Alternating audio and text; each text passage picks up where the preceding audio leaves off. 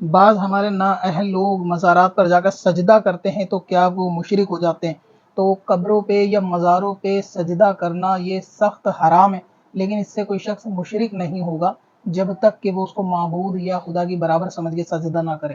اب ضروری نہیں ہے کہ کوئی شخص سجدہ کر رہا ہو تو وہ اس کی رسپیکٹ میں بھی سجدہ کر سکتا ہے، ولی کو ولی سمجھ کے اپنا بزرگ سمجھ کے بھی سجدہ کر سکتا ہے، تو اس سے وہ فوری طور سے کافر نہیں ہوگا، بلکہ ایسا کرنا حرام ہے کہ سجدہ تعظیمی ہے، جو سجدہ تعظیمی فرشتوں کو حکم دیا گیا تھا حضرت آدم کو کرنے کے لیے۔ تو اگر ہر سجدہ شرک ہوتا تو کیا اللہ نے فرشتوں کو شرک کا حکم دیا کہ وہ آدم کو سجدہ کریں؟ تو اس کا مطلب ایک سجدہ تعظیمی بھی ہوتا ہے، ہماری شریعت میں یہ بھی ختم ہو گیا شریعت محمدیہ میں، تو اسی لیے اس کی بھی کرنے کی اجازت نہیں ہے۔